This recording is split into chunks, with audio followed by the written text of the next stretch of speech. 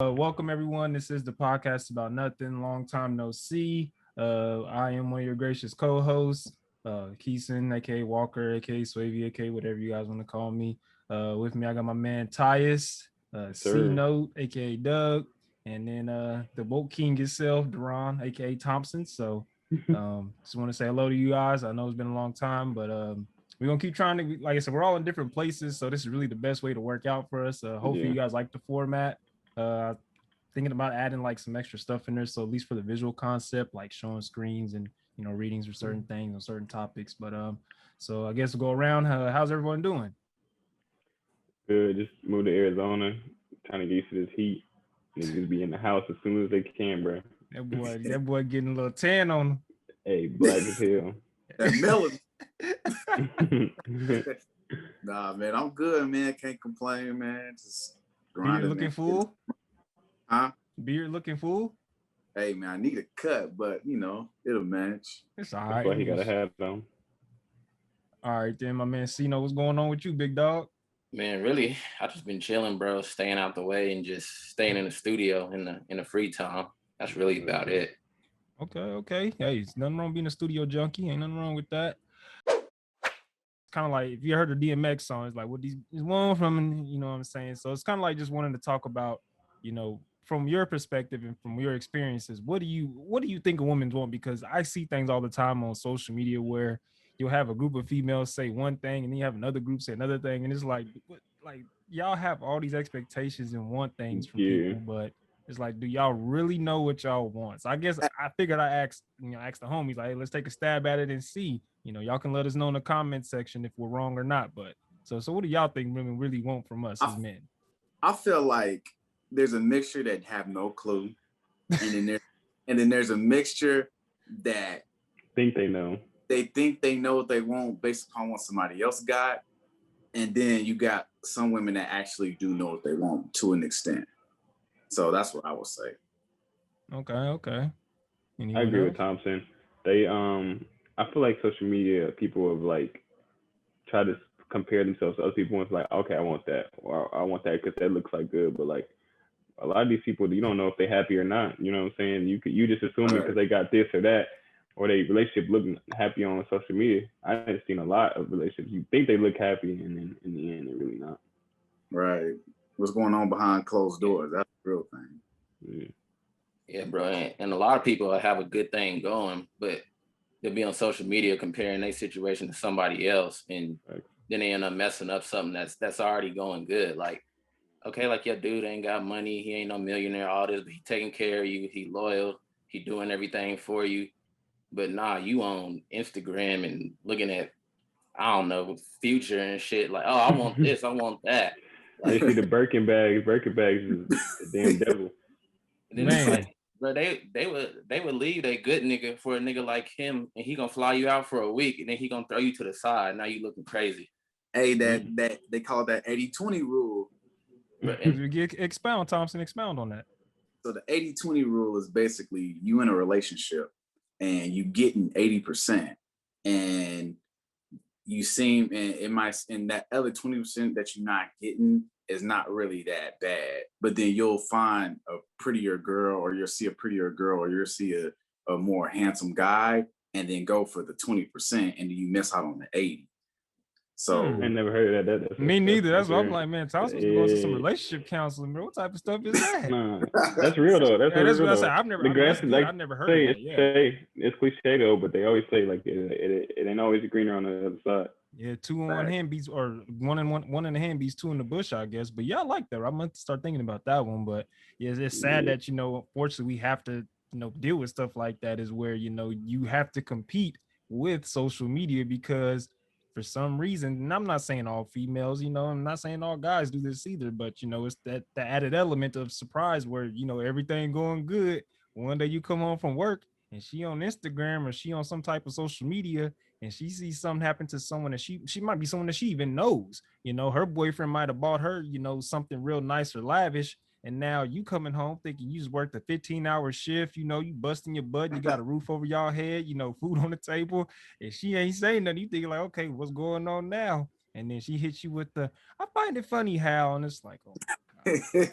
I do too. Man, then you sitting like, so then she finally tells you what's exactly going on, and you looking like, wait, you mad because she got this and now you want it? Like, maybe I mean, come on now, that's not realistic.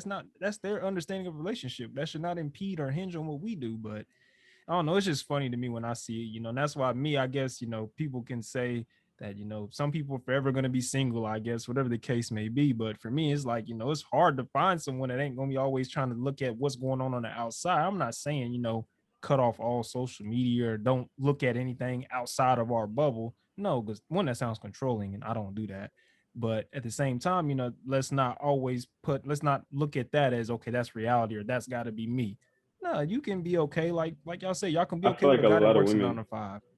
I feel like a lot of women feel like they deserve those things, but aren't bringing anything to the table to deserve those things.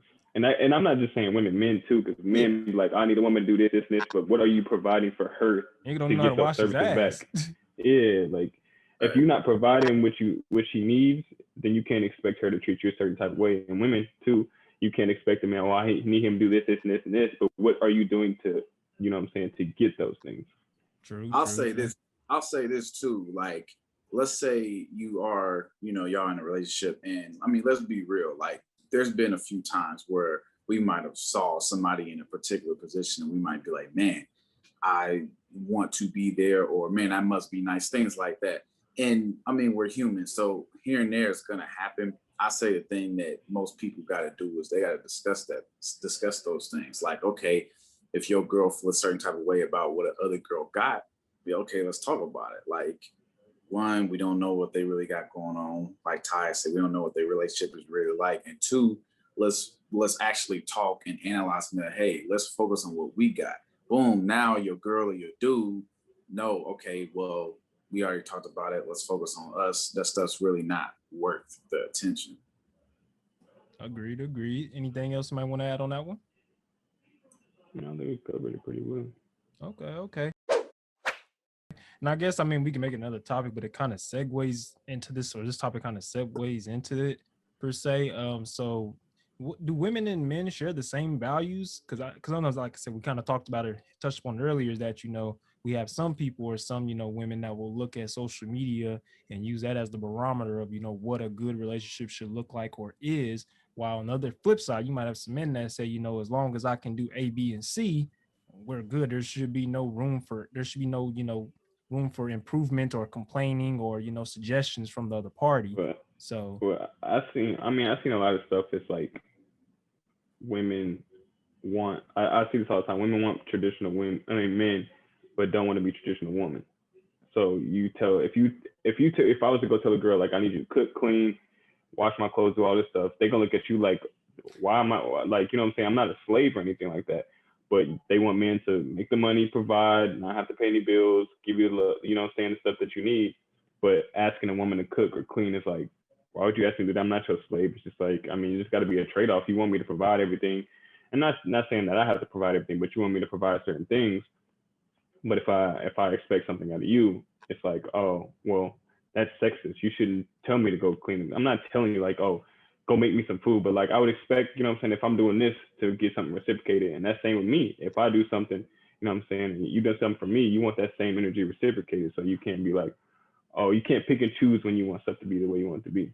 You can't choose to be a traditional woman sometimes, so you can benefit from a traditional woman and then be a non-traditional woman when you want to. Right. And I think that's the thing that as men, and I'm not saying women don't see this as well, but as men, we know and we value that we have a choice, but we don't have a choice. You either gonna make it happen or you're not. And as men, if you don't make it happen, we obviously know the result. Like, you're not gonna live a certain way. But if you make it happen, you're gonna have the things you want. And it's like, for women, it's like they sometimes don't see that concept because it's like they don't have to deal with it. Right. And there's always, to an extent, there's someone there that can take care of them. Like, growing up in a household, their parents or their dad was a person that took care of them. And then when you get into a relationship, the man is really taking care of you to an extent. So it's like, as a man, it's like, I don't have no one else is gonna take care of me. So I can make it happen. True. Just like I saw something too. People say, uh, if a woman worked at McDonald's and a man really cared about her, he wouldn't give a damn if she worked at McDonald's. If he had his own money, his own shit together, you know what I'm saying? Let's say he makes good enough money to support her, blah blah blah blah blah. But you'll never catch a woman going to McDonald's like, I really care about you. I'm gonna help you get to where you need to go. I'm not saying not all women do, but it's a very slim amount. They won't even look your way if you cooking burgers. You know what I'm saying? So that's why what Thompson was saying, men got to get to where they need to get before they can, you know what I'm saying, be attractive to women. Because I'm saying you could be a handsome man, you can be attractive, but if you broke, you know what I'm saying, women not gonna look your way. Let's say you're not an attractive man, or when you don't get women that easily. If you have money, they're still gonna come to you because so it's like a trade-off. But women, if you're pretty, it don't matter if you work at McDonald's or any of that stuff like that. You know what I'm saying? You ain't got to worry about you. If you're pretty enough, somebody's gonna take care of you. The way society is now, somebody's gonna figure out a way. True, and to comment on what you just said about the McDonald's scenario, it's like it goes into the question, what do we value? So I feel like, just speaking as a man, young man, all of us, when we see something, what is it that we value? Okay, you at McDonald's, but we understand as men, things are temporary. So we looking past that. Okay, what are the characteristics that you show at the job? That you working hard, you cut good customer service. Are you actually caring about what you're doing? Those are things. Are you trying to move somewhere? Are you trying to move up? You know what I'm saying? Are you trying to stay in the same spot? I feel like every man wants a woman with drive. No one wants to be like, well, I'm just here. You know what I'm saying? Like, some might. So we see those things and we like, okay, I can work with that. I'm not thinking about the McDonald's. I'm looking at what you're doing at McDonald's. But sometimes people don't have that perspective and they miss it. Okay, I want to pause real quick. It looks like we have a late straggler, my homie, our homie, Bryce, aka Money, aka B Money, aka B Racks. We got plenty of nicknames for him. So it looks like he's joining audio. Can you hear us, bro? Yeah, can you hear me? Okay, bro. Are you in the car? We gonna edit this part out because I just want to make sure that you can.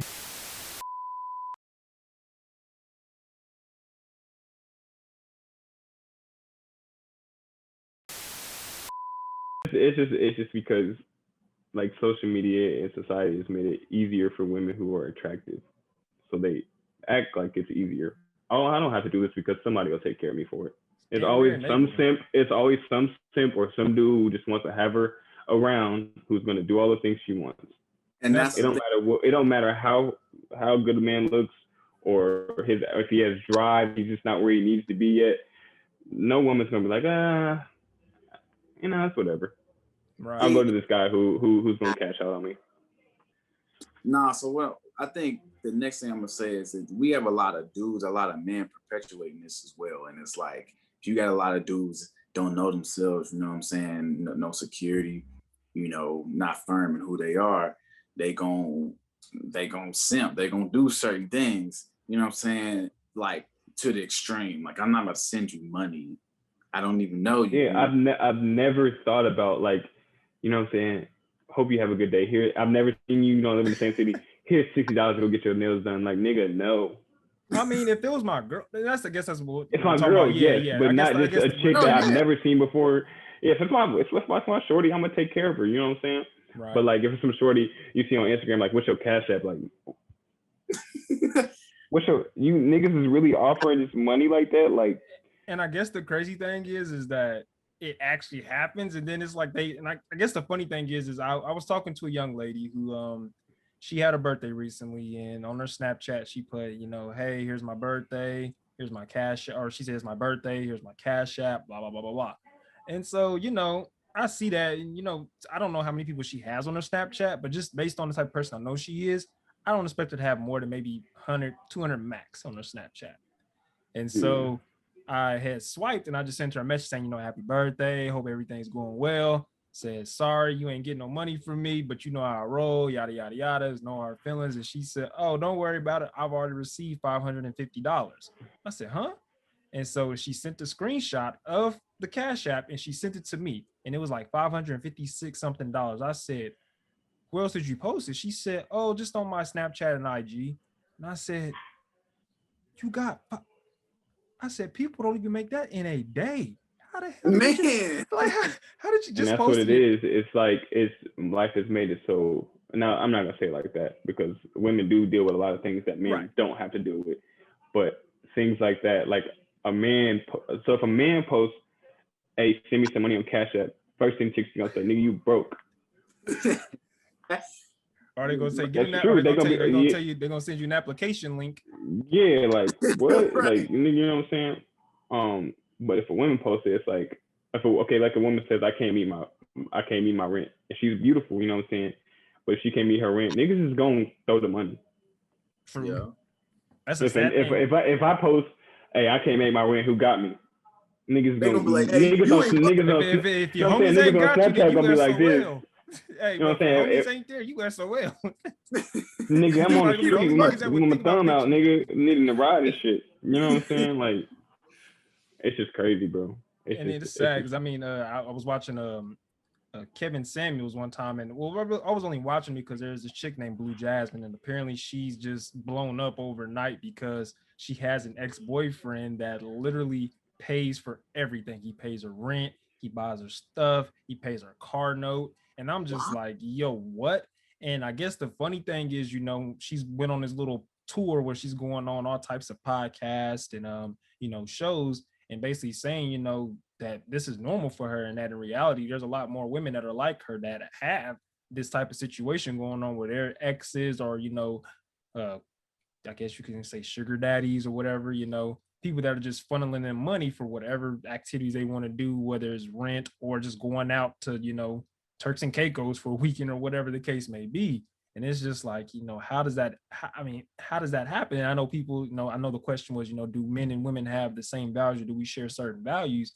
And with me, I'm not, and granted, we're not talking in a grand scheme of putting everyone in one group, male or female, but it's the fact that, you know, you see that so often. It's just like, how, like what do you set yourself at? How much is your self-worth to you, where you would sit up there and say, okay, hey, I'm willing to do A, B, and C for X, Y, and Z. And, you know, I get it. Not everyone is blessed enough to have a situation where they can make those choices and say, I'm not going to do that because it's morally wrong, or I don't support it morally, whatever the case may be. But it's like, okay, you do this type of stuff and you do it in the public eye. And so now when that clock hits where, you know, your 20s are done, your early 30s are done, and you ain't the baddest thing walking, what do you do at that point now? Because yeah, you basically sucked everyone dry as far as money, but now the looks start to go on a decline and they start to move on. Because guess what? One thing that don't age is money. So just because they were giving you money for this month don't mean that you guarantee to get that next month.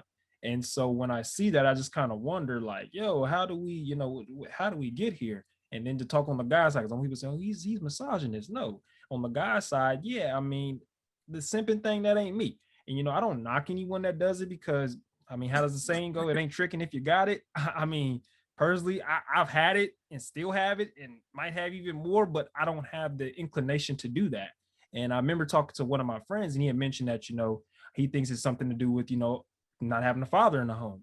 And, you know, I don't think he was doing that to be, you know, sliding at me. I think he was just speaking in general. And I said, well, you know, that's possible. But for me, you know, I was raised by a single mom, and I ain't never spent a dime on another woman that, one, I wasn't intimately involved with, or two, that wasn't my family, you know, my mom, my sister, and my grandma. So, you know, yeah, you can probably make the case that, you know, not having a father in the home would do that to you. But at the same time, there's other examples that show that, hey, that's not always the case either. So I guess that's kind of where we're at the crossroads is, you know, we have a supply and demand market where the supply is pretty women everywhere, and the demand is they want money. And usually, you know, and I'm not trying to offend feminists, you know, but usually when it comes to statistics, the workforce, men usually are the ones that make the most money. So you have that supply with the women, you have the demand with the money. They're basically just doing the same thing that we've been doing since the beginning of time, essentially, where, you know, if it's there, it's there. And so when there's a pretty woman that needs money, there's always going to be a man to give it to her. Do I think it will ever end? Who knows? I pray that one day it does. And I'm not trying to say that it won't. And I don't try to say that to be on the downfall of women, because if you need the money, you need the money. I get it. I'm not trying to shit on the people who are saying, you know, hey, I had, you know, these bills or something happened. It's an emergency. If you could send something, please, whatever is grateful. And I don't mind doing it. I understand that. Okay, cool. They are in need of help and they just need some resources. I get it. But if you're purposely asking for money or if you're asking for money for the sole purpose of just the boss and floss with it, shorty, come on now. And if you're willing to give it on the other end, you might need to check your priorities, you know? And that's, oh, my bad. Go ahead. No, go ahead. No, and for me, my focus is the men. It all starts with the men. Obviously we have the money, we have control to an extent. We create the market. Right. Not saying it wouldn't exist if right. niggas don't pay for it. It's just like business. If you have the control, you can do and say what you want. So I put it on men. You know what I'm saying? Men that feel the need to buy things or buy love, or buy this or buy that, buy affirmation. Nah, man, that's not the way to go. It's not the way to go. You can say, bro, buy pussy. You can say it. I said affirmation just to cover up other things. Okay, wherever your mind went is wherever your mind went. But that's me personally, and it's like and obviously women take part in it too, but it's like I blame the men, you know what I'm saying? Real true men, in my opinion, it's not everything is about money. You don't approach it with money, you approach it with yourself, you know what I'm saying? So that's just me. All right, so now I got another question. What do you do? Let's say, this female's had a past where she's done that, she solicited men for money before and it's happened and blah, blah, blah. And there's a chance that y'all cross paths and she tells you that she cares about you, she loves you, yada, yada, yada. And then it gets to the point where she asks you for money. Matter of fact, let's not even use her past. Let's just say you don't even know that about her. She, y'all going good, everything's going well. You're not at the stage where you're ready to commit to her long term or whatever the term may be, but you're like if the situation arose or the question was popped, you'd be like, all right, I could see myself with this young lady. If she asks you for money, and it doesn't have to be it can be an unspecified amount. It can be 4 figures, 2 figures, a couple cents. What would your reaction be to that if she went on ahead and said, hey, I could you give me some money, or could you, let me hold this, or whatever the case may be? Go ahead.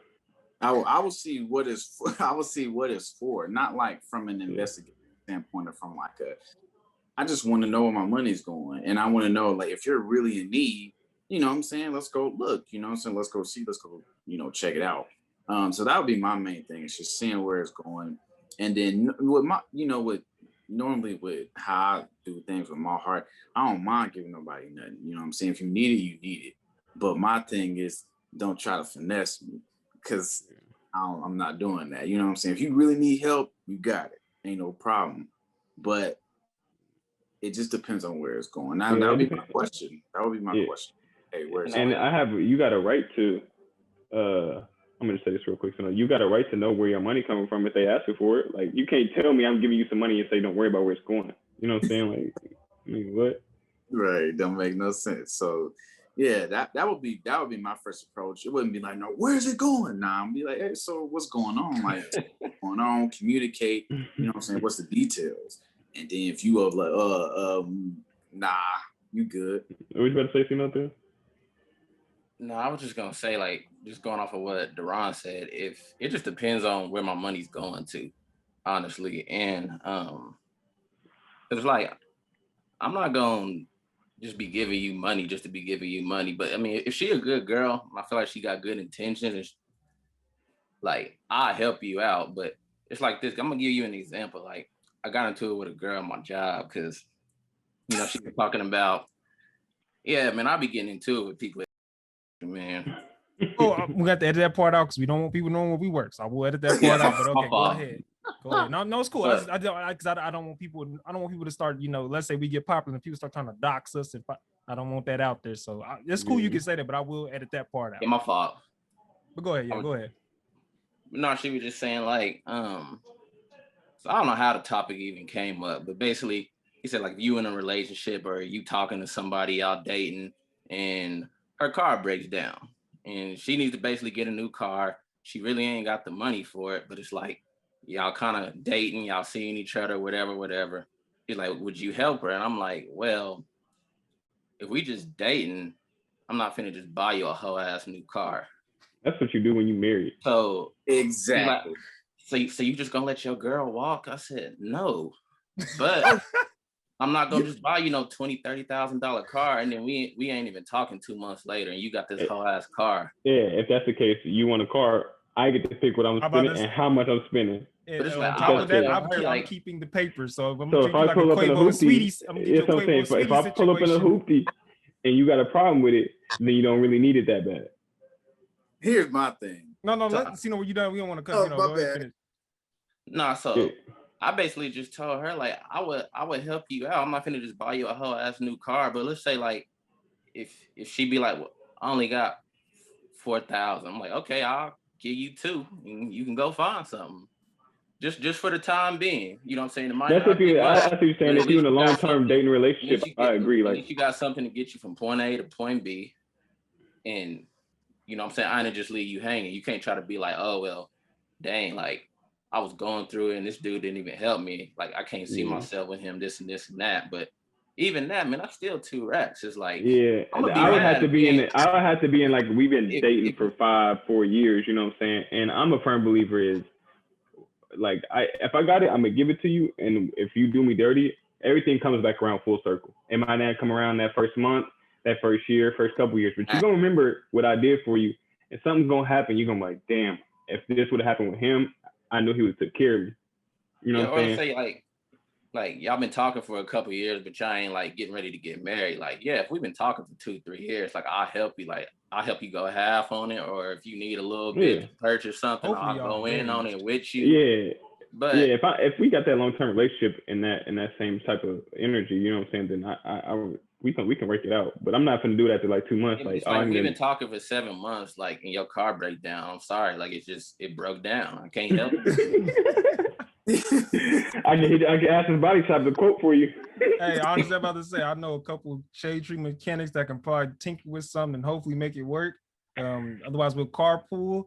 If none of that works for you, then hey, baby, you might want to go ahead and start looking to get a bus pass, because that's really only the option you got. Just saying. I'm not like. Nah, I'll be like, look, okay, you got 4,000, you got 4 racks to your name. Okay, let's go ahead and find a $2,000 car. You know what I'm saying? We're not finna pull. I'm not finna get into a financial agreement with you. That's just me though. No, I get it. Of security reasons. Plus, it's a car. You just need something to get point A to point B. What you need a new $30,000 car for? You just need to get for her new prospect. Nah, not happening. For your replacement.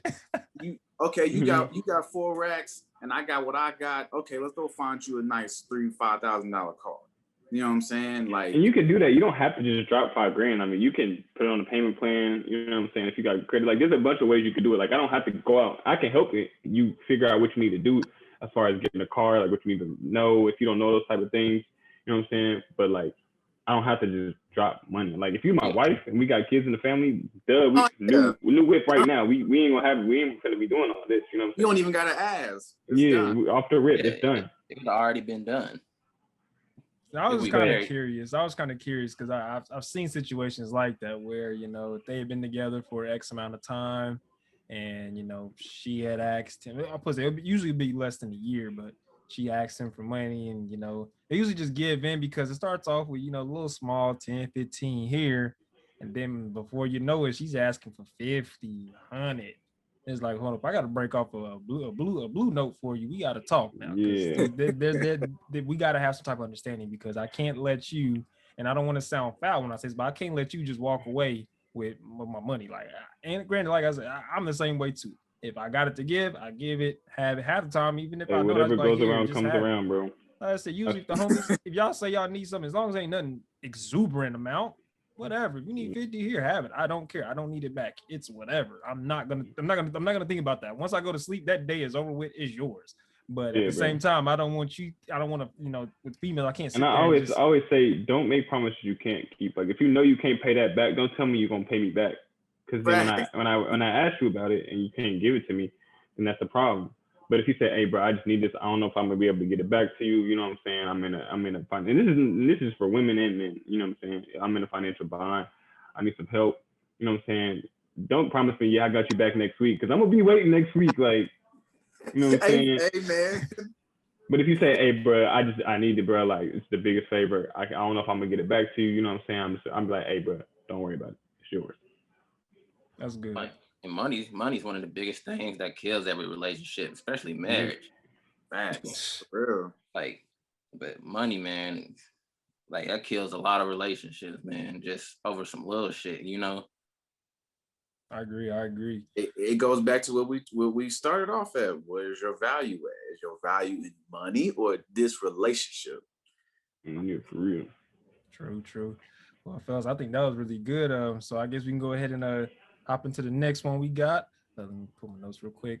All right, so this one, you know, it's I guess it's kind of along the same lines that we've been talking about. But there's a basketball player in the NBA. His name is PJ Washington. He plays for the Charlotte Hornets. I don't know if he's 21 or 22. He's young. He hasn't been in the league long. He's real young, kind of wet behind the ears. And then there's this I guess what occupation be Instagram model? I hate influencer. Yeah, Instagram influencer. Her name is Brittney Renner. And so a little backstory on her. She became real viral and real noticed because she was one of the chicks that were, you know, she would get on Instagram Live and just talk about her stories. And she would talk about how she would finesse A, B, C, D, X, Y, all the way to Z. And it's like, whoa, you know, and she's telling these stories and basically, you know, and her guys was, you know, it's for women empowerment and just kind of show you that, hey, y'all can do anything in this world too if a man can do it, which I get it. I support that notion. I don't know if the way you're going about it is right, but I support the notion. Cool. So long story short, her and the PJ Washington, they get together. So they're together for, you know, however long they're together. And he gets her pregnant.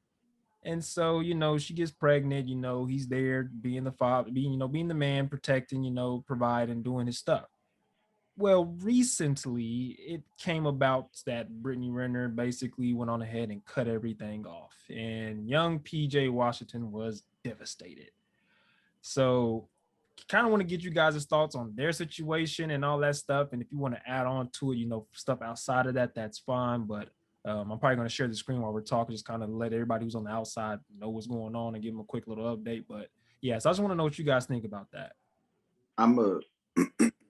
What I think is that, I mean, I'm gonna just go from the beginning. Like, I'm gonna start from the beginning, like before any of this happened. So I guess the thing we gotta like look at is that when we see men or women, when we see a beautiful woman or handsome man, whatever, we automatically attach like good traits to them, you know, from a psychological standpoint.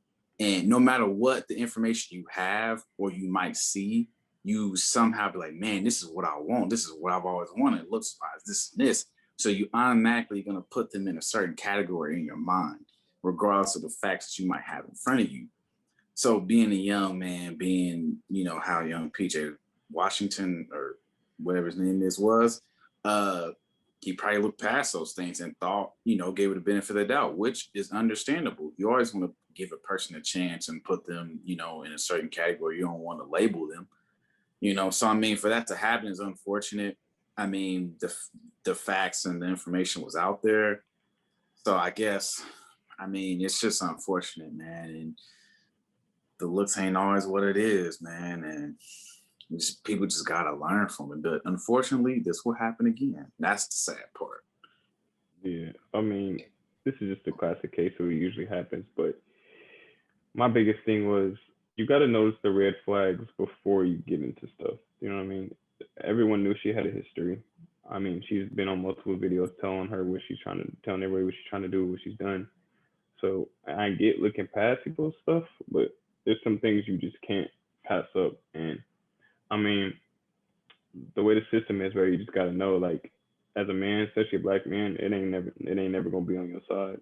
I mean, the mom has to be basically damn near a drug addict or just on some crazy shit for them to even give you the benefit of the doubt. You know what I mean? It's just crazy. And the amount of money that they give, I personally feel like they should make it to where if a man has to pay child support of that status of how much money they make, should go straight to the kid. Should have like a card straight for the kid. You know what I'm saying? It can only be spent on things for the kid. No, you don't have the money does not need to go to her getting a brand new car or a brand new bag or all this jewelry. You know what I'm saying? Like it got to go straight to the kid because obviously they like I don't know if this is 100% true or I don't know 100%, but like I guess they make it to where the child has to have the same lifestyle as the father. So basically, you have to put that mom in a nice area, pay for a lot of those things. But it's like women notice that and they just take advantage of it. Okay, I know he gonna have to pay me, and I mean we've seen this all happen before. Get pregnant by an athlete, check. But I mean, it's just the way it is. I feel like he should. And like I was seeing on Twitter, and people were saying this is why the NBA needs vets because them telling him like the way it goes, they've all seen it. They've seen it happen to their friends. It may even happen to them. And you can let them know, like, hey, man, like, you know what I'm saying? Not every woman out here has your best interest. And I understand why people like LeBron and all of them keep the same woman they've been to the bottom with because she went through the ringer to deserve these things. You know what I mean? She's bringing value. Now, these women, after you make it, even people were looking at LeVar like he was crazy when he was telling Melo, like, these women that you think once you get big is going to be your wife, they only after one thing. True. I remember that. I understand now, too, why most men in that NBA try to find a woman who's either they've been with for a long time or been, you know what I'm saying, been known for a long time versus or getting a woman who has the equal value of them or just as rich as them because they have nothing to lose. Whether we together or not, you're still going to be rich. You're not going to be looking to get more of my money. You know what I mean? So, I mean, but it's a lot harder to do that. Right. Anything you want to add to that, C-Note? Yeah, it's just, and like I said, you know, I get it. He young, but he definitely got to learn from this. But like what Duran Ty said, like there's red flags, bro. It's obviously she been with all these dudes. It's obviously she done got in front of a microphone saying how she slept with all these dudes and then did this and then done did that. I just don't. I would love to like to just if I wish I knew him, man, so I could just talk to him and just ask him like, bro, like what was you thinking like before you got into this relationship with this girl? Because I don't know. I just feel like all the red flags is there on this one. I mean, I don't. You know, but I go ahead. Because it's tough. Because like I said, if I'm not in this situation, but I get it. She pretty. One thing probably led to another, and things probably just moving quickly than he thought they was gonna move. But I don't know, man. Like I just feel like with this girl, man, like I don't know why he got in a relationship with her. I don't know if it was just. Well, really, I get it. She pretty, but it's like, did you get in a relationship with this girl because you really like loved her? Or was it just because she was pretty and you just wanted somebody to show off? You know what I mean? Like, what was the reason? But that's the thing. You just said something that's like very, very like important. As men, we want a good woman in our arms, and a lot of times, especially in the times we live in now, shoot, like you think we want somebody fine, want somebody that's out there. You know what I'm saying? And I mean, right, just being real. And if she putting it on you, you know what I'm saying, y'all enjoying each other, then you really not thinking, you know what I'm saying? Especially if you 18, 19, 20. Like I said, like earlier, we automatically put good traits towards beautiful people that we're attracted to. We automatically want them to be something and they might not be that from a psychological standpoint. So he thinking like, man, she fine. She really want me. And she might have been saying the right stuff. You never know. But turns out that wasn't it. So, and I guess kind of want to touch on Tyus's point, you know, about having.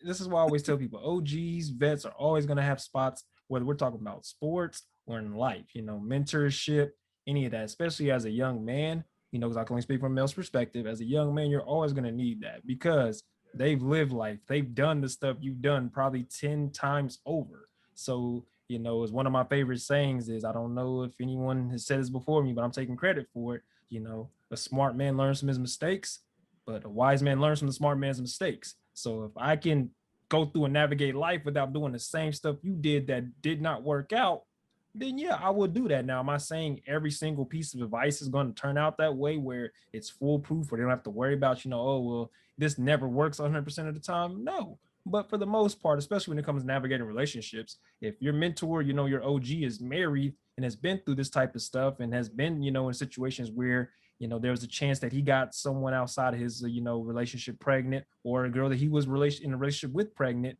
and, you know, he was unsure about where it was going to go. it's good to have someone there to kind of navigate with you and tell you, hey, little man, or hey, little homie, let me holler at you. That's bad news. I understand, that's what I understand you in love and all that stuff, but that's bad news. You don't want to deal with that. You don't want to have her, having access to that type of stuff, because you never know what it's going to turn out to be, because you don't, again, you're making millions of dollars, Dude, the amount of money he's paying is damn near as much as his contract is. And that's the sad part. Wow. No, that's like true. Like they were saying he's gonna pay like over 18 years, like $19 million. Dog, that's a contract. Like there's players that make that. There's players that don't even make that. And I don't think it takes $19 million to take care of a child. That's luxury. That's extra stuff, bro. That's as long as that kid got food, place to sleep, and a home. And I mean, one day we'll get into the topic of alimony and spousal support, because so we'll get into that one day. Not this pod, but we'll get into it one day, talking about that. But unfortunately, it looks like, PJ, he's on the hook. What Ye say? I'm hoping he got a good lawyer that can maybe help him work this out, I mean, even then, were they gonna reduce it from 19 million to 10 million? Or they can there's only so much you can do, because the baby can't. I pray that the baby doesn't just end up going somewhere where, we never hear from him again. But, of course, that baby can't just go anywhere. You can't put him back in her tummy and say, all right, go back, What also sucks is that I feel like NBA players can't win that custody battle, because you can't be a full-time dad. Exactly. You're on the road. So the mom has no choice. They have no choice to get the baby to the mom. They're not going to say, oh, well, just give it to his grandma. You know what I'm saying? You can't just leave it with some random chick like, oh, this new chick I'm with. Nah, that's not the mother. And granted, some people could say, well, that works. This happened for me. I've left my child with my girlfriend or whatever, and it worked. Yeah, but you know how the law is going to view that as, because again, they don't know this person. They don't know. Those NBA players be gone for weeks at a time. There's no way he could get full custody. Sometimes months, hell. Or even be able to do 50%. You know what I'm saying? Because I think is it true, like if you do 50-50 sharing custody, you don't have to pay child support because y'all be equally split. Honestly, I think that's a state. It's a state by state thing. I think in Kansas is like that, but as far as because he's in North Carolina, so I only Lord knows what their laws are set up like. They don't even let people. Does she stay in North Carolina too, or no? Well, basically, I guess it's where the baby was born. Where the baby was born, that's where the laws. No, I'm saying like, where does she stay right now?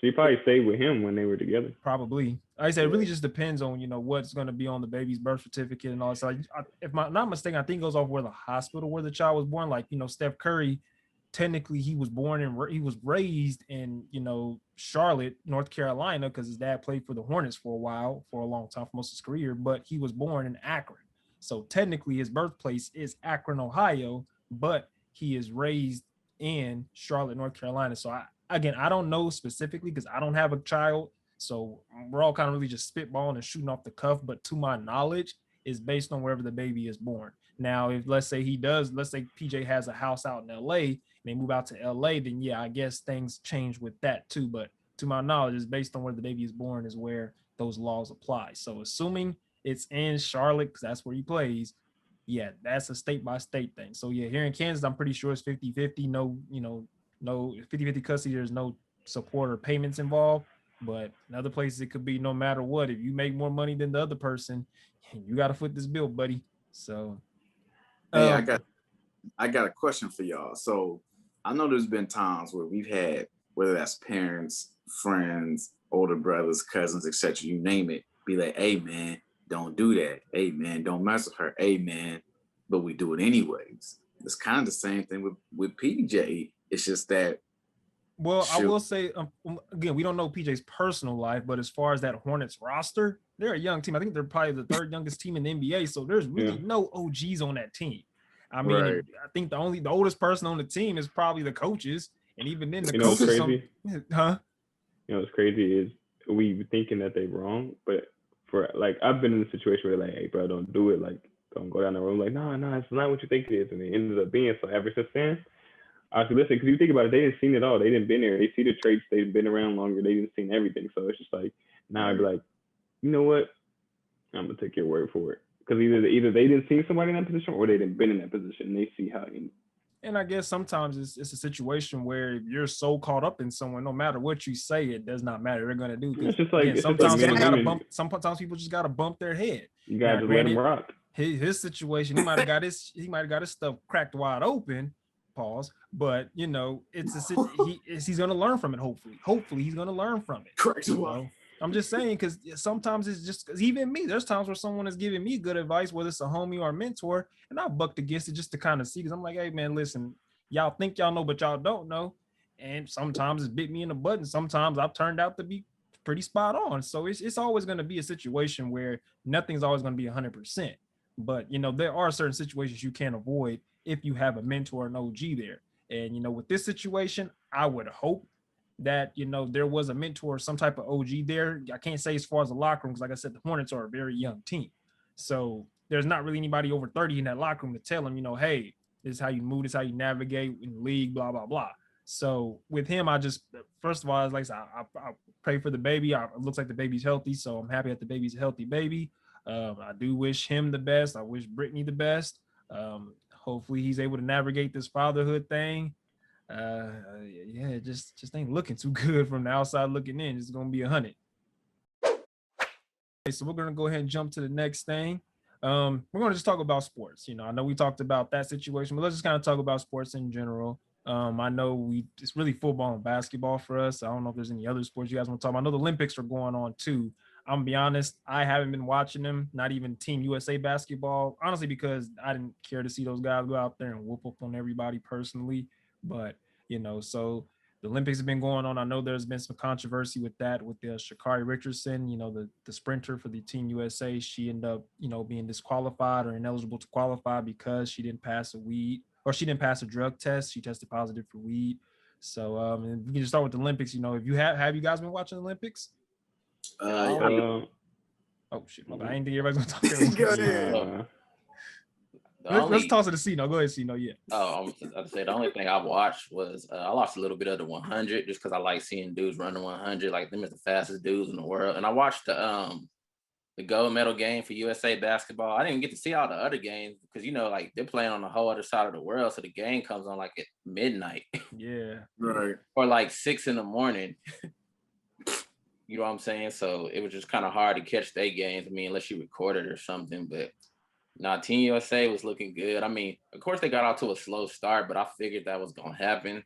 I wasn't too worried because I just feel like the USA is just head and shoulders above anybody else. And we didn't even have our best players out there. I mean, Bron wasn't out there, Kyrie, Steph, Kawhi. AD. Like, you know what I'm saying? Like, and we still beat French, like, pretty good. Now, they came back towards the end, and USA almost kind of choked that away, man, because they was trying to they couldn't really throw the ball in because, you know, in what do you call it? International play? FIBA, yeah. When you call a timeout, you can't advance it past half court.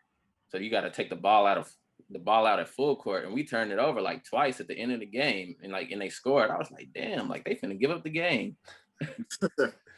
No, I will say that I saw people on Twitter talking about, you know, how the FIBA rules, you know, international ball rules it's a lot more physical. Guys can, you know, they can touch up on you.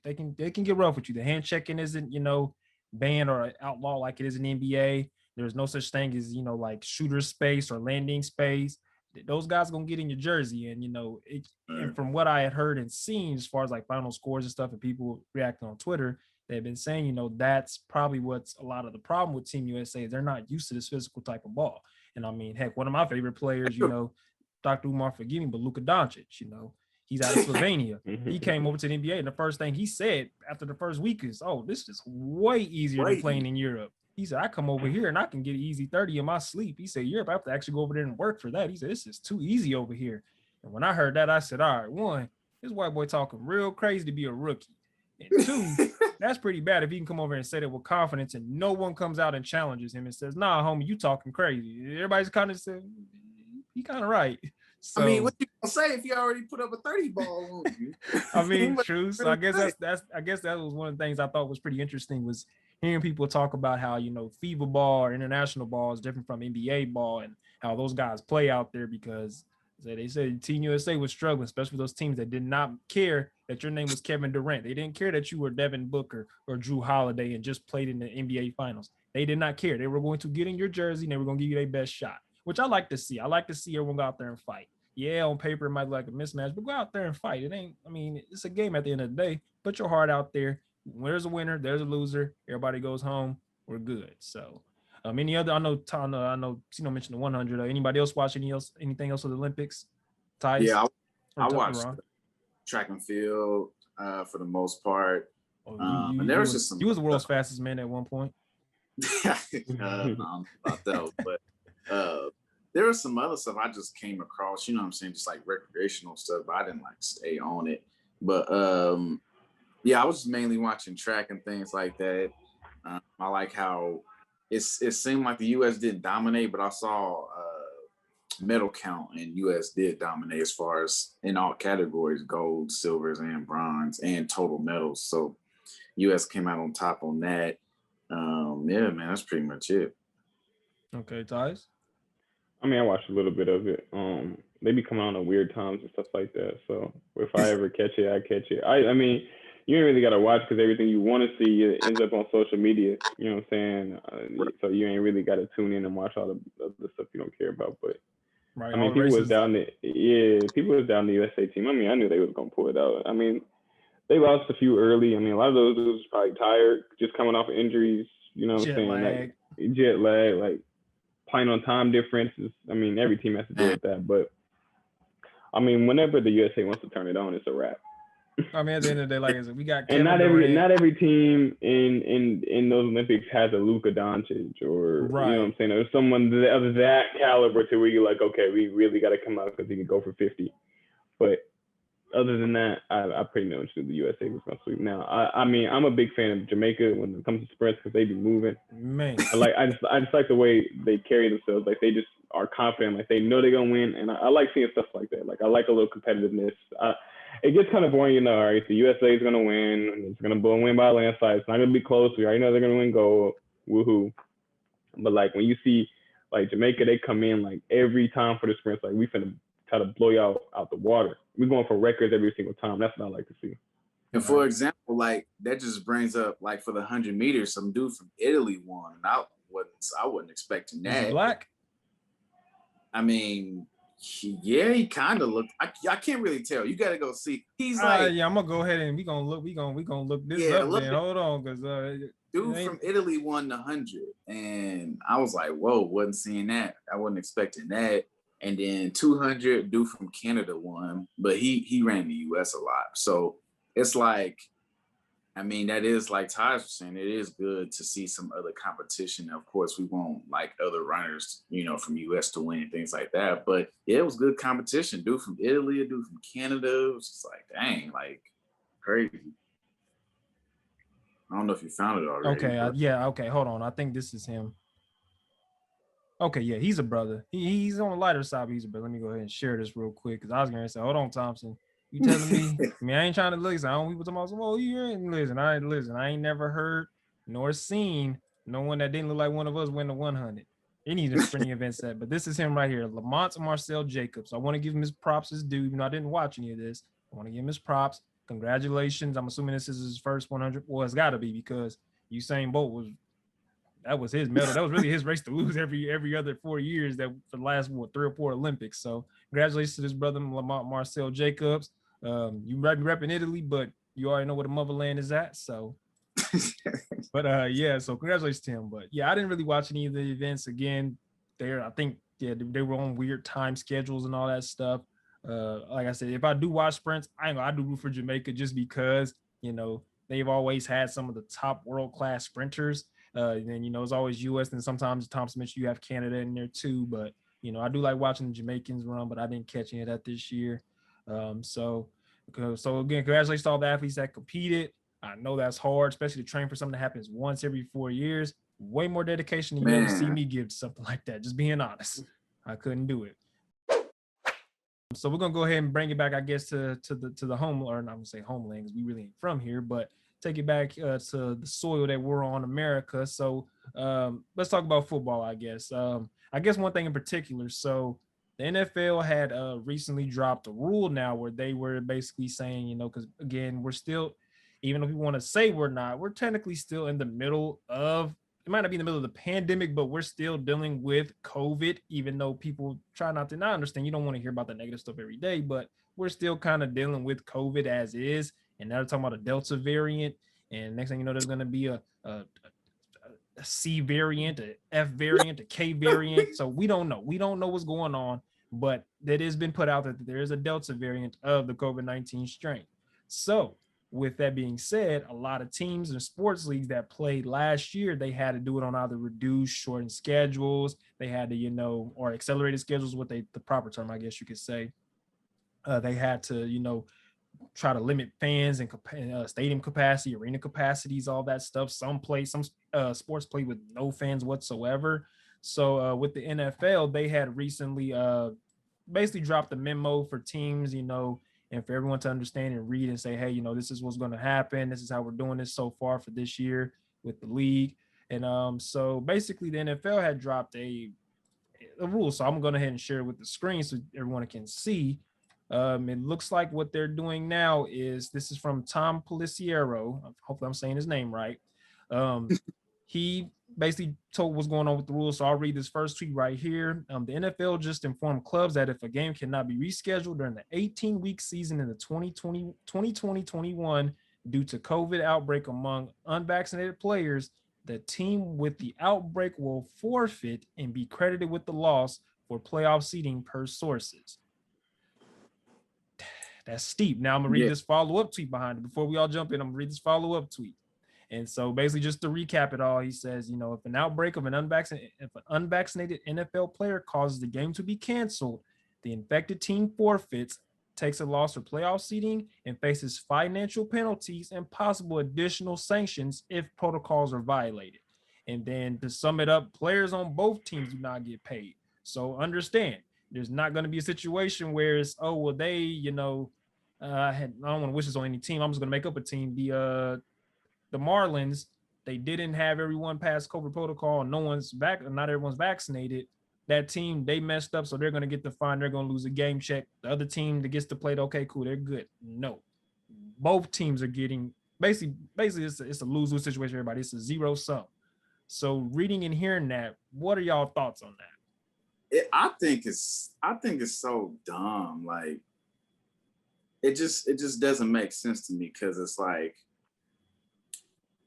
the reason I say it's dumb is because of this. So based upon sources that I know in the league, and based upon what we can have access to, vaccinated players get tested. Unvaccinated players get tested every day for COVID. Vaccinated players get tested, I don't know, I think it's like once a week or every 2 weeks or something like that. Not as much as unvaccinated players. However, though, we know that just even though you vax, you can still be a carrier. So let's say an outbreak does happen, like it could be because of anybody, but the focus is put on people that are possibly not vaccinated. So I guess my issue with it is that at the end of the day, an outbreak can still happen regardless. So even if you vaccinated, you still, you got vaccinated so you can prevent something, but at the end of the day, it can't be prevented. So then now it's like, okay, now you're taking money out of people's pockets because of this and this and this, and you forfeiting games because of this and this and this. So I guess it's like, but I mean, it's always been an issue I have with the NFL. The NFL is on a power trip, you know, based upon my sources and people I know in the league. They try to take your money for everything. You know, oh, you got the wrong color socks on. Oh, you didn't wear this uniform, or you was late to this. So it's like, to me, it's always been a money thing for the NFL. Things just don't add up for me. I don't necessarily agree with that right there with the forfeiting thing. That's the whole point of you having practice squad players and other people you can call up. That's the point of having depth, so that if people do get sick or people do get hurt, then that's it. Because, and I know I'm rambling, but like, this is my last point, but it's like, let's say hypothetically, which this can happen. You say you have a certain amount of, let's say you have a good amount of players get hurt on one team. They will find a way to play that game. They're not going to forfeit. So, I mean, yeah, this is a pandemic and this is a bit of a different situation, but what you gonna do if 52 out of the 52 players, shoot, 10 or 15 get hurt? Then what? Like, you gonna forfeit that and take away their checks? Like, it just doesn't make sense. It doesn't add up, and it's contradicting. Okay. Anybody else want to hop in on that one? See, nope. Yeah, because my whole thing, I mean, I get it. Well, so basically, I was telling Duran the other day, I think this is another way for the NFL to make up for some of the money that they was losing last year, because they lost so much money last year. It's like, okay, what can we do to take some more money from these dudes? Like, okay, you don't want to get the vaccination. Okay, if you end up testing positive for this or this or that, and the team has to forfeit, now we're gonna take some money from you. So I really think that's like one of the things that the NFL is doing. We got to figure out a way how to make up for some of that money that we didn't make last year. And then another thing, I get it with the forfeiting the games, because it's like, you had teams last year that was playing 3 games in like 10 days, just because you had games that kept getting moved. And it's like, damn, like, we got to get these games played, because you already know, like, the Super Bowl's on February 2nd every year, and they want to keep that on that date. And they don't want to move the Super Bowl 2-3 weeks into February, just because, we had to move a whole bunch of games. So, I'm all about player safety. So I don't want teams playing 4 games in 12 days or 3 games in 10 days. But I don't agree with players getting their money taken away from them, man, because it's like, and that's another thing. Then it's forcing dudes to get the vaccine that ain't comfortable with getting the vaccine. Because I feel like you shouldn't be forced into getting something you don't want to get. But it's like, man, you got the pressure of losing money. And then you probably got your teammates in the locker room telling you, like, hey, bro, like, we ain't trying to forfeit no game, bro. You need to go get that vaccination. Like, you know what I'm saying? So you getting that pressure put on you, like, constantly. You don't want to let your teammates down. And for the guys that's only making $1 million a year, they only making $800,000 a year, they on practice squad, they got to pay up 15, 20,000. Man, that's a lot of money for them, because everybody ain't making 30 million a year. Everybody ain't getting quarterback money. So that 15,000 can hurt some of these dudes if they got to keep paying it over and over. And then another thing, if let's say, like, if the same dude keep testing positive and they keep having to forfeit all these games, they might just cut you. Like, man, bro, like, we don't have to forfeit 2 games because of this dude. Like, cut him. Yeah. So Ty, you have anything you want to add to that? I mean, they pretty much hit everything on the nail.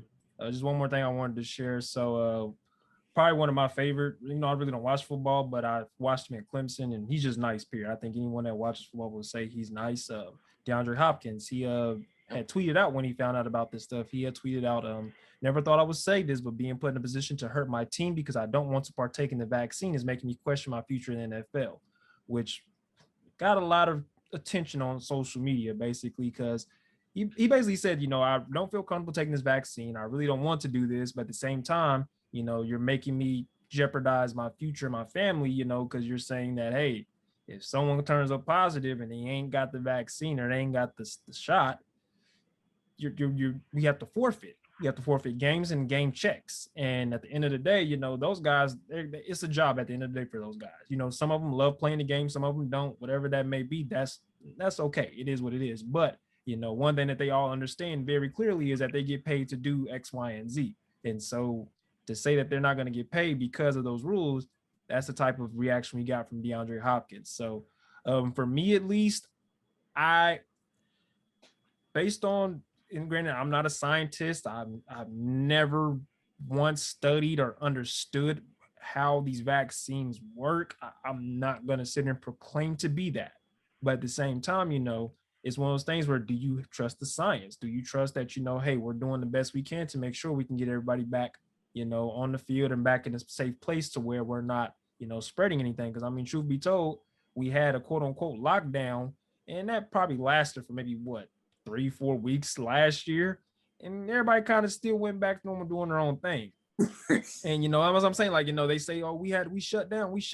It's like, did you really shut down, or did you kind of just say we're gonna chill at the crib for a little bit? Because it was one of those things where, and I do say that the precautions were not taken properly the first go around. So now I think that's why we're hearing about this Delta variant, so not to say that even if we did literally shut everything down, no one leaves their house for X amount of time, that they would have got rid of it. Now, granted, we do have examples such as Australia and New Zealand where they did 100% lockdown and they were able to still live their life 2 months after everything and they were good to go. So it's a situation, it's real touchy. I don't want to get into the whole, vax, anti-vax debate. I'll let everyone else on the outside do that. Me personally, I hope that, they can figure this out, because I would hate to see guys, lose their game check, especially the guys that, did do what they're supposed to do per the rule book of the NFL. I would hate to see them guys lose money because it's like, yo, I did what I was supposed to do. Why you punishing me? That's not fair. Like, yeah, I did what you guys wanted me to do, and now I still got to lose a game check. And, for me at least, that's going to cause a toxic locker room environment. If something like that was to happen where someone tested positive that was unvaccinated, it costs you no, I know we're laughing, but to be honest, we're talking about guys who have livelihoods.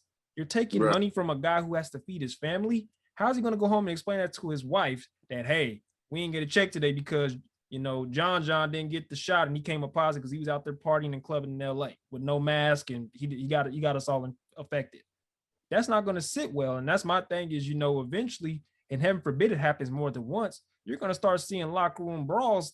It's going to be even nothing. And mind you, you're going to have a group of guys. It's not going to be one of the things where it's just a one-on-one thing. You're going to get the hands and feet treatment. Dude's going to want to stomp you out because you're sacrificing bread. Let's go then. You take it. And that sounds cute until you that sounds cute. I told y'all the story. It sounds cute till you think you're standing up and then you see a size 12 shadow over your face and it ain't what you think. You ain't where you think you at. So with that being said, I hope everyone can figure this out. And again, I know really everybody's coming up with this on the makeshift on the fly. All the leagues, all the sports, they're trying to figure out one way to do this, because at the end of the day, the one thing that they ain't never gonna sit there and let stop them is money.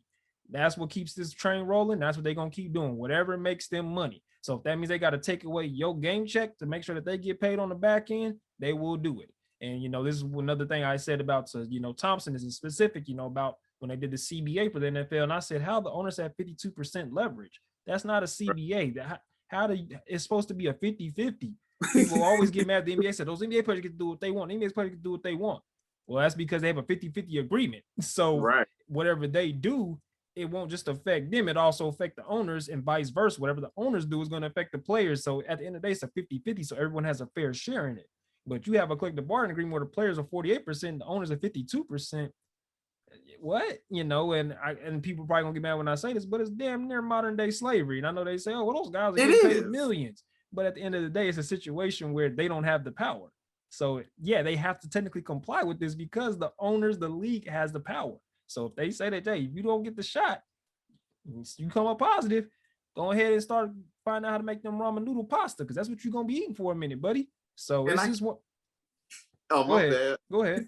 It's like, so 2 points I want to make. One, there's a book called $40 Million Slave. I think people should go read that. Two, okay, we like book suggestions on here. Thank you. Two, it's like, okay, and this is just a scenario. We're not saying this would actually happen. It's a scenario. So let's say every player get vaccinated. We've already known that you can still be a carrier. You can still transmit it. Yeah. So let's say you get everybody's vaccinated and they still a breakout. Then what?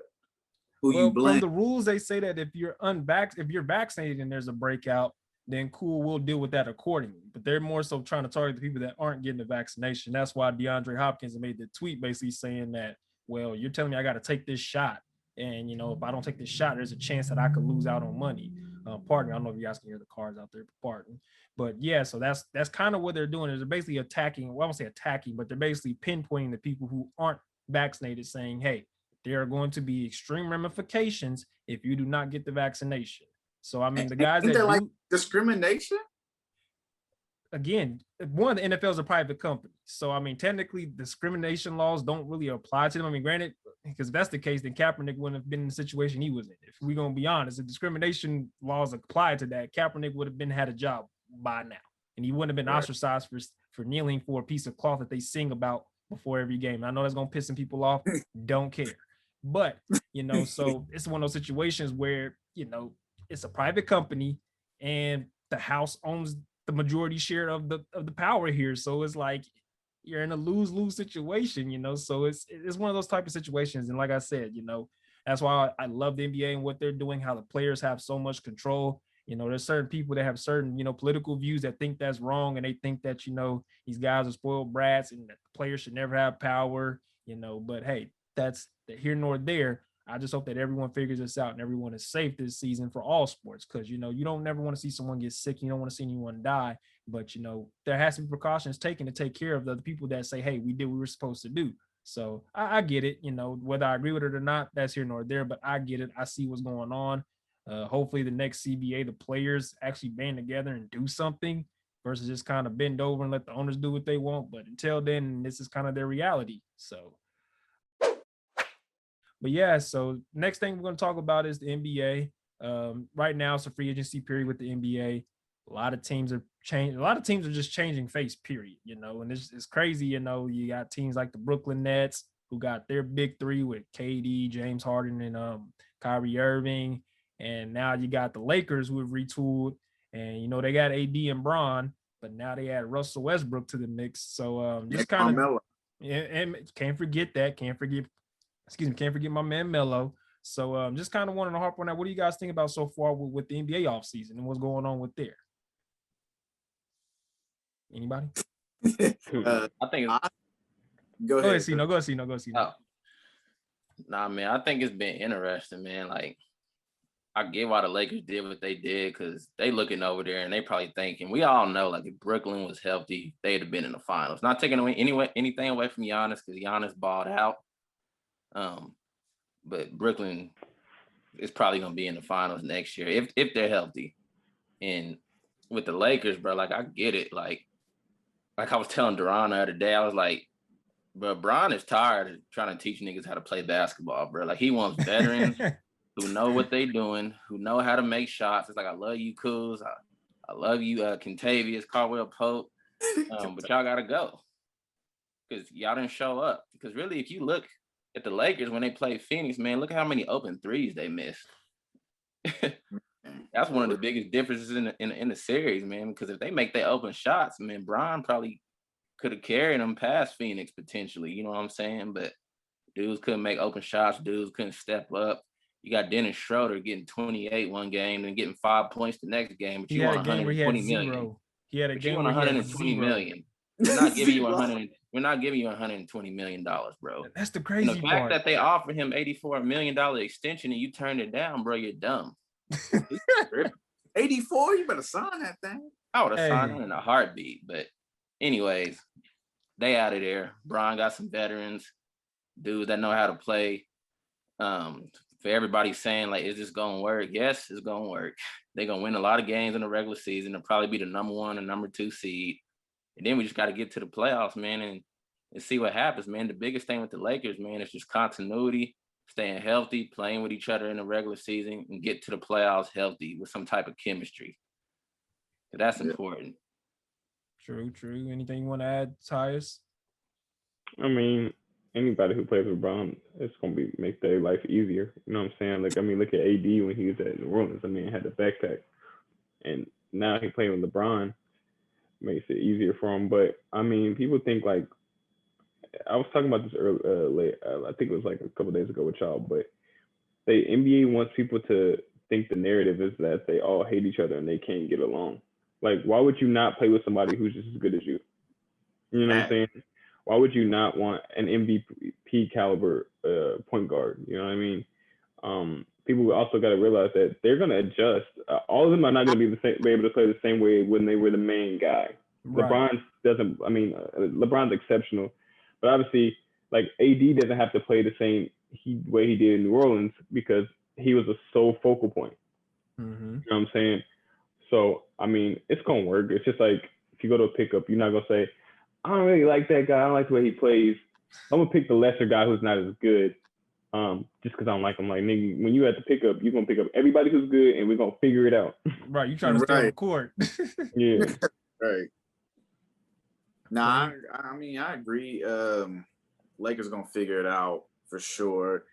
I'm really interested to see how this Russell Westbrook thing works out, mainly because you have 2 ball dominant players like as far as like ball control and things like that. So I'm just really interested to see how that works.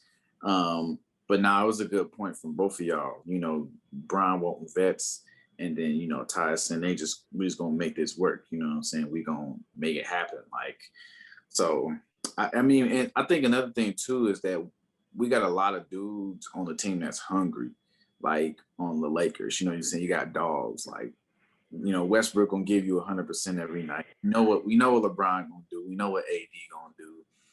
Shoot, we know what Melo is capable of. So, I mean, we just gotta wait and see. True. And I mean, I like what the Lakers have done. I mean, because at the end of the day, they really don't have any cap space because people forget that Russell Westbrook's making 44 M's a year. Man, that's literally 1/5 of your cap space going to one person. Not to mention that Bron AD also are getting 40 M's a year there. So that's 3 players taking up 4/5 of your cap. That's 80% of your capital or 80% of your cap space for the year. So now you got to piece together whatever you can with whatever money is left, because you got 3 guys that have got 40 M plus contracts on the roster. But shout out to what they're doing over there. They retooled. They picked up I think Malik Monk and Kendrick Nunn. Some guys that can come off the bench and give some energy. They got a lot of shooters back over there now. Yeah, they got a bunch of shooters off the team. They got Trevor Ariza, Kent Bazemore, those guys who are certified snipers. So, I mean, in reality, this is the perfect built team for a guy like LeBron and Westbrook, who, essentially have been the point guards or have run the guard position and been the main ball handler and said, okay, this is what we're going to do. We're going to win and lose based on whatever I do. So now it's going to be a situation where now they're flanked by nothing but snipers. So it's like, okay, you want to double me? I'm going to kick this out to the corner. That's a bang, bang 3. So you got to pick your poison, essentially. And, I hope that the Lakers piece it all together. I know they will, because those are veterans. Veterans have been in this position before. Most veterans, they want to win a ring. Also, and shout out to Dwight Howard. He's also back with the Lakers. He said he wants to win another ring. And, I guess I have a soft spot for Dwight Howard because I feel like he was mistreated, in his early years in Orlando because he had the wrong coach and, Stan Van Gundy. And, he's one of those old school type guys. And Dwight Howard's personality is more of a playful, have fun type thing. And, Stan is more of a serious thing. That's kind of why that's why he got fired with the Pelicans. You can't have a coach like that with young teams, and unfortunately, I hate to say it, but Zion's going to be out there once his contract is up, because what are they offer? What are they going to give him? This is going to be his second coach in his second year. It's going to be second coach in his second year. What is he supposed to do? So it's like, it's tough to see. So again, I wish the best for all the teams. Do you guys have any, I guess we can talk about the finals too, since we didn't really, recap it, or we didn't really talk about it when it was going on. But we did have in my opinion, a pretty interesting final series with the Bucks and Suns. The Bucks did win in 6 games. Giannis Antetokounmpo won Finals MVP. We have someone who rubs shoulders with the star out there in Phoenix, and Devin Booker. So let's go ahead and talk about it. So what were you guys' thoughts, and what were your takeaways? That you saw and whatnot from the finals. Phoenix gave that series away. I mean, that was tough to watch, man, because I was rooting for Chris Paul so tough, man, and I'm giving him most of the blame. I hate to say that, but because it's just like game 4, you didn't play well, you didn't come through for your team, and you know what I'm saying, Chris Paul's known for getting everybody in the right place, taking care of the ball, and always getting a quality possession every time down the floor. At the end of game 4, you turn the ball over. You know what I'm saying? Y'all lose. Then game 5. At the end of game 5, it's like, okay, Chris, the game, D-Book comes down the court. He's isoing, boom, boom, boom. He gets into traffic. Drew Holiday strips the ball away from him. Now they're running back the other way. I don't get why Chris Paul fouled, because it's like, if he makes it, bro, it's a tie game. You fouled him. He makes the dunk, and then he makes the free throw. So now you down. And I just don't know where CP's head was, because it's like, if you don't foul, the game is tied. And now y'all going back down to the other end, and y'all just trying to, y'all can win the game, or it goes into overtime. That's the worst thing that can happen. And it just, I don't know, man.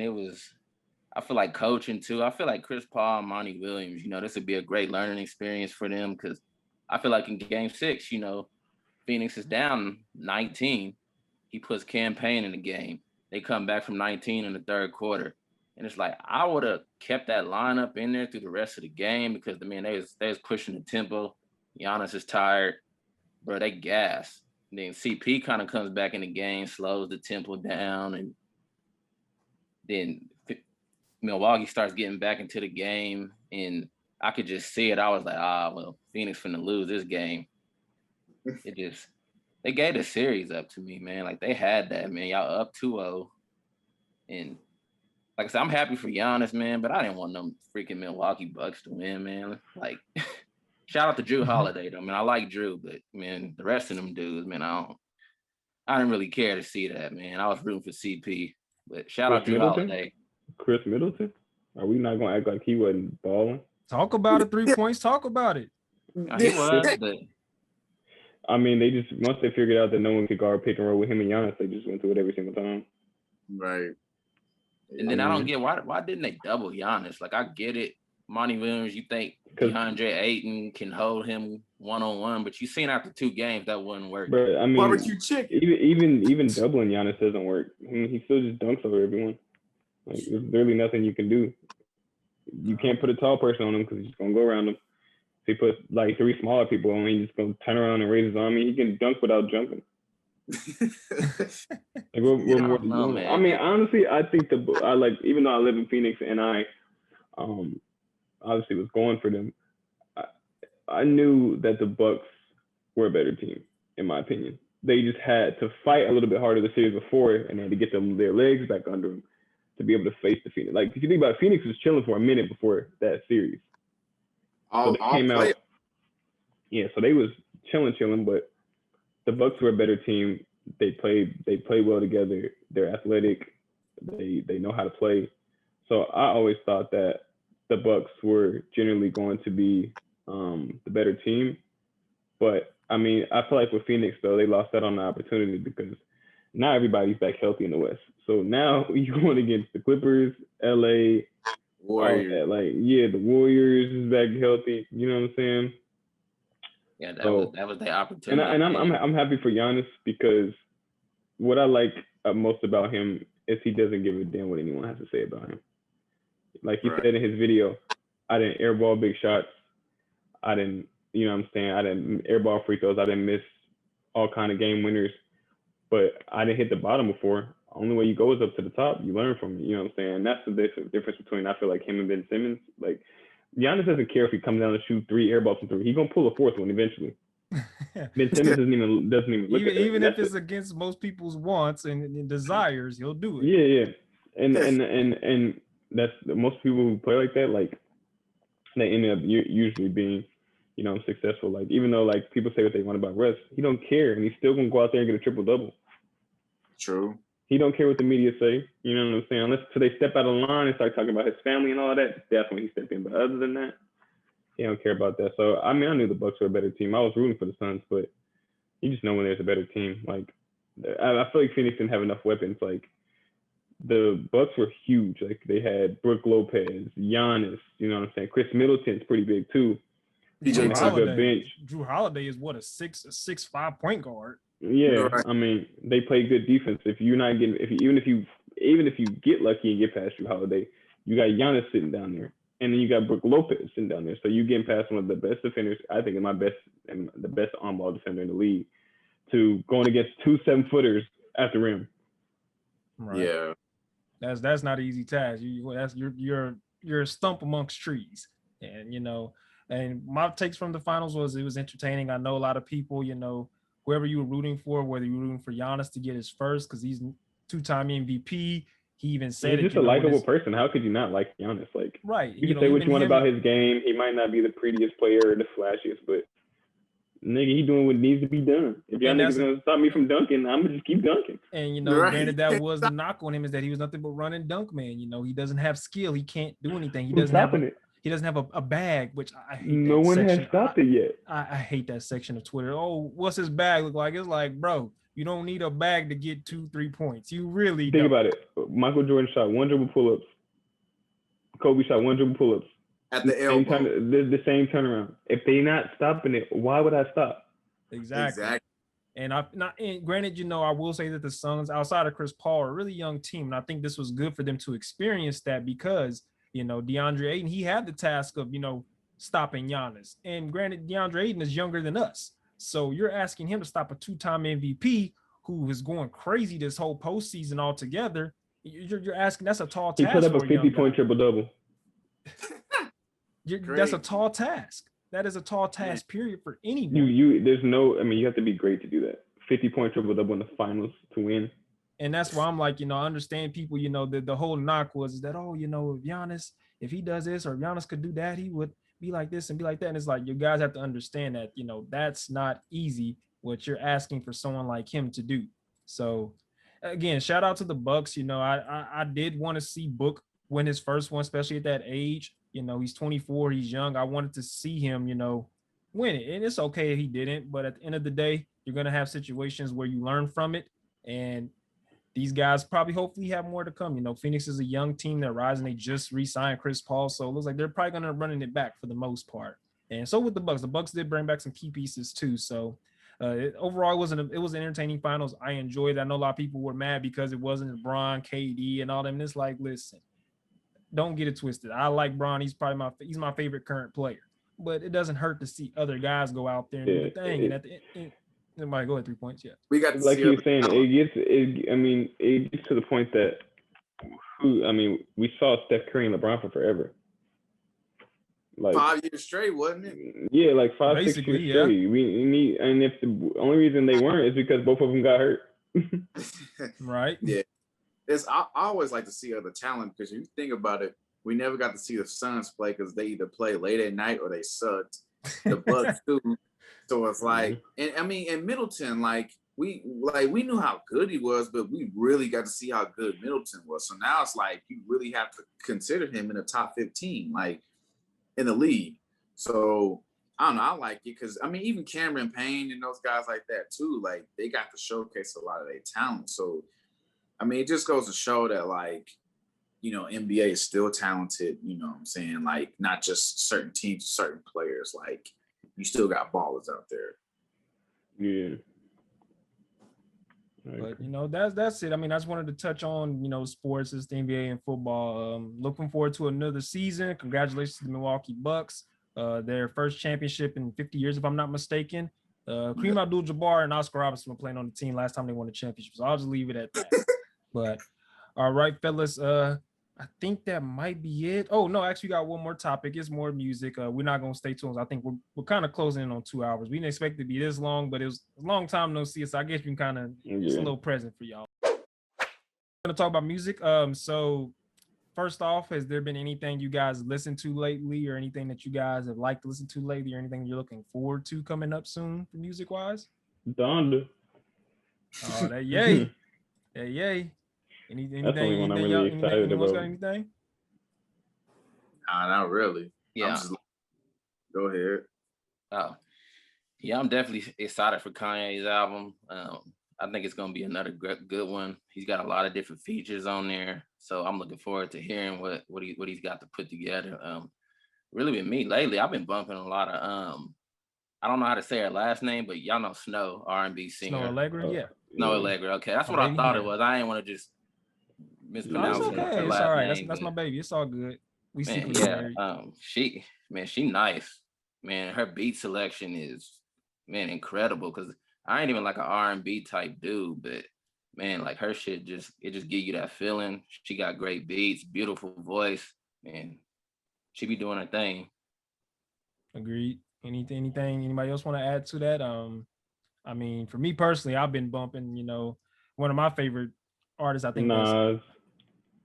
Oh, of course, Nas. Yeah, we already know Nas. He's GOAT tier. Nas goes without question. King's Disease 2, I think y'all should check it out. I think it's better than King's Disease 1. I think it's foul that he just now got a Grammy, considering he's dropped nothing but classics his whole career. But that's another story for another day. But King Disease 2, I've been listening to that. He has a Lauryn Hill feature, and it's good to hear Lauryn Hill rap. Say what you want. I know a lot of people say don't say male and female when it comes to that, but I don't think there's a woman that could really hold Lauryn Hill's nuts bar for bar, or I guess chest, whatever you want to call it. No one can really hold her. Not too many women can be in her, even men too. There's not too many people here that can be in her class when it comes to her just giving straight bars. So that was refreshing to hear. Another artist I like, who I think is just underappreciated, Isaiah Rashad, aka Zaywap. The House is Burning. I love what Top Dog is doing over there.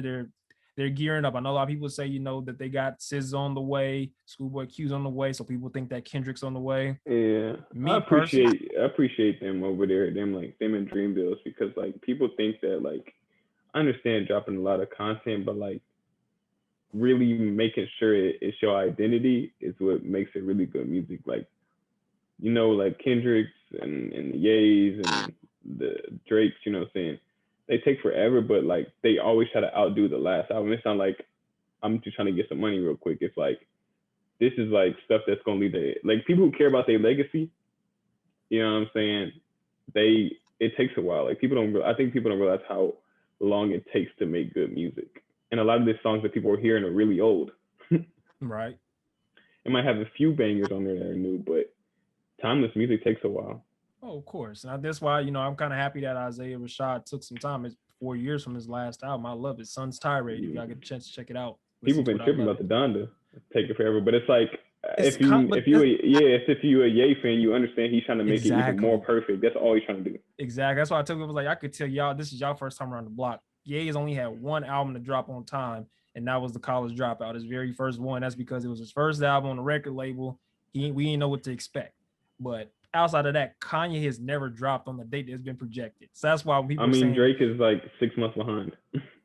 Bruh, and honestly, I told people Certified Lover Boy wasn't coming out this year. I don't think we're even gonna get a Drake album this year. I think partly the reason is too is like artists always make new music. So one song that they love, they make another song. It's just like with producers. Like you make one beat, like, bro, I fucking love this beat. Like I ain't gonna never nothing's gonna top this beat. Right. And then a week later, you make that beat that's top. They like that beat's hard, but this one's better. Like it's just a creative thing. Like and then second guessing yourself. I'm pretty sure they second guess like this song is good, but I don't know. Like is it gonna really hit the same? You know what I'm saying? It's just how will they receive it? Yeah. So that's why I always laugh when I hear people even now they're complaining we still ain't got Dawn. The Dawn was supposed to drop 2 weeks ago. I said. Honestly, if it does drop within these 2 weeks, that's a blessing because most of the time he's a month plus late. Hell, Yeezus came out a whole year after it was announced. So, really, what do you guys expect from someone like Kanye? But I'm happy to see that he seems like he's doing well. I do want to hear post-divorce Ye. Granted, I'm no Ye personally, but I've never been one of those guys that supported that whole him and Kim thing. And, I don't have nothing against Kim Kardashian. I just don't care for that family. And so I'm ready here to see what Ye got. I'm ready to hear post-divorce Ye. And the one thing I love about Ye is he does not make the same album.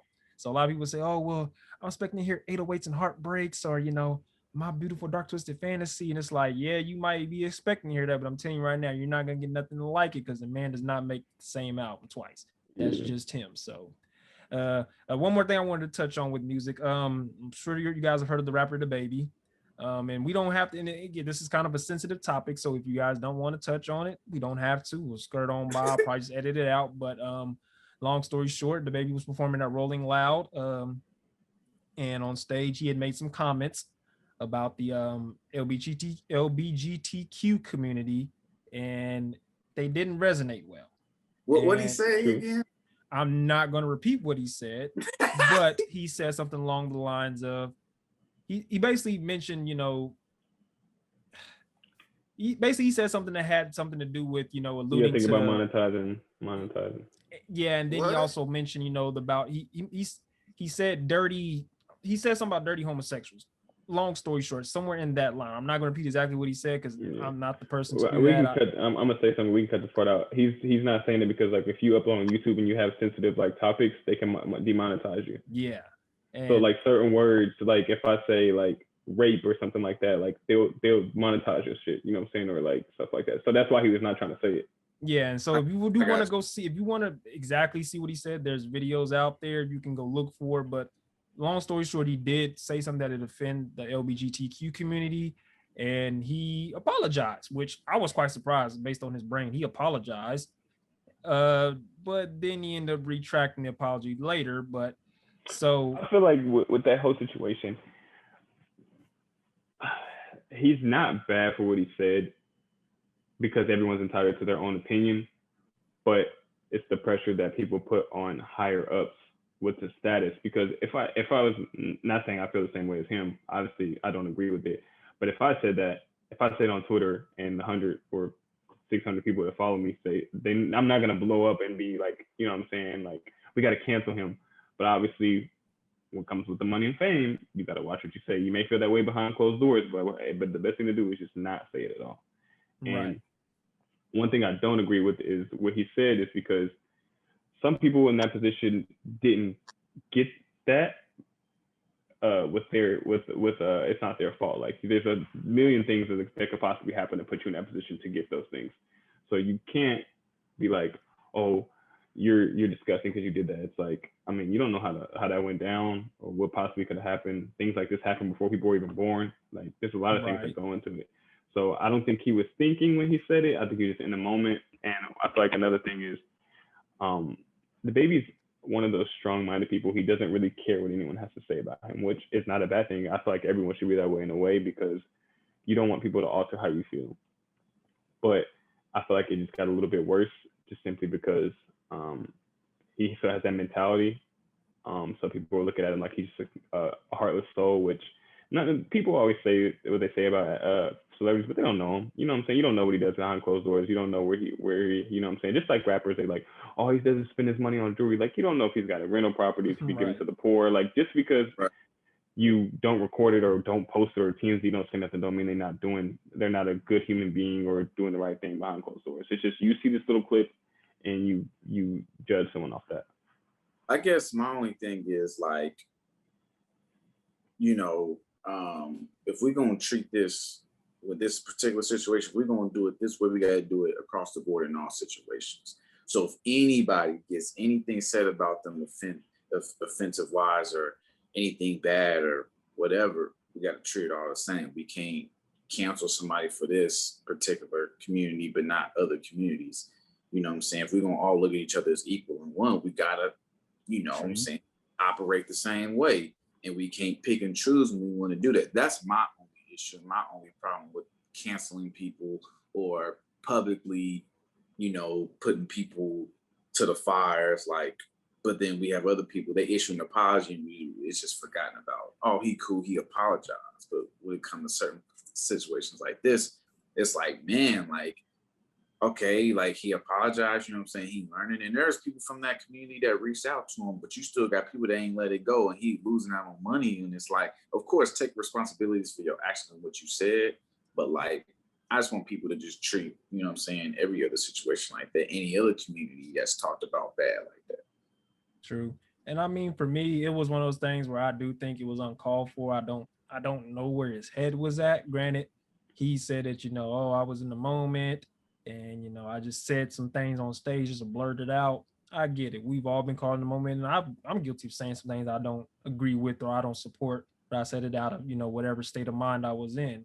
And, you know, I guess with DaBaby, I hope that he takes it as a learning experience. Now, granted, this isn't the most egregious thing he's ever done. I mean, he's killed somebody. Now, granted, it was in the matter of self-defense, but he's killed somebody. So, I mean, as far as it goes, I don't think this is the most egregious thing he's done since he's been alive. But, you know, I understand that what he did didn't rub everyone the wrong way. And like you said, there were some people from that community that reached out and said, hey, we understand you made a mistake. Just make sure that you're educated and you understand that, hey, this is a touchy topic for us. And, you know, and I hope that, again, this is with any rapper, artist, anyone that's in that type of spotlight or in that line of work, just make sure that you're careful what you say and what you do, because no matter what, your intentions can always be misconstrued because you don't control the narrative once that stuff hits the internet. So you got to be careful with what you're doing, because you can say something and think it means something totally harmless just for it to go left, and this internet is eating it up and taking your words out of context and saying, hey, you said this and you meant this, when that's not what you did. Now, I'm not saying DaBaby, for instance, because what he said, I don't think you can really misconstrue it, but nonetheless, that is a touchy topic for that, you know, community. So you got to be careful. And I agree with Thompson. We're not going to just cancel whoever we want to cancel. We got to be all across the board, no matter who it is, you know, whether it's a rapper, a country singer, a rock artist, whatever. We got to be fair across the board. So I just wanted to touch on that, just kind of see what you guys thought. Oh, Cino, did you have anything you want to add to that? I don't know. I'm good. So, yeah, I mean, praise for DaBaby. More of the story basically is when you famous, you got to watch what you say. And that's what comes with it. But he's entitled to his opinion. True. And you know what I'm saying? Just because he's DaBaby don't mean he can't say what he want to say. Everybody makes mistakes, you know what I'm saying? And that's what I hate about people. It's like, they look at a celebrity and think they're supposed to do everything perfect. He's not supposed to feel some type of way. He's never supposed to do this, never supposed to do that. He's never supposed to catch an attitude. Always supposed to be happy-go-lucky. It's just like, bro, they really human beings outside of this. Like, y'all just see a little section of what they would actually let y'all see. Y'all don't know what people go through. You don't know what people do behind closed doors. And they just feel like celebrities can't do no wrong. Oh, you're a celebrity, you can't do that, or he should be canceled because of that. Like, okay. And people say what they want all the time on Twitter. Y'all not canceling none of them. Exactly. That's my point. Hold everybody to the same standard, whether they got a bunch of money or no money. True. Well, fellas, that's all we have on the docket for today. Appreciate it. Hopefully, people who are watching this will appreciate it and perceive it well. Again, it's nice to see you and hear from you guys all together as one. We did have some little issues here in the middle where we had someone drop in, but hopefully we can catch them on the next pod. But so yeah, any closing thoughts? Anything you guys want to say to anyone before we wrap this all up for good? Nah, I ain't got nothing for real. Nah, I'm good. You don't love your mamas or something? I mean, my mama knows I love her. Okay. She know. They know. Yeah. Okay, my bad, Shawty Low. They know. All right. Anything you want to ask, I'm good, man. All right. Well, again, this has been the podcast about nothing. We wish you guys the best. This should be episode 3, if I'm not mistaken. I'll probably have to do some editing in the beginning because I did not say that, but great episode, fellas. Again, if you guys, hopefully we'll be able to shoot some more, and you can check us out on our YouTube page. It's the podcast about nothing. I don't know if there's any other YouTube pages like that, but we're the one with the pink, background with the Fresh Prince of Bel-Air type letters. So if you ever get confused, that's us. So hopefully you guys have a good one. Peace and love. We wish everyone the best and have a good one.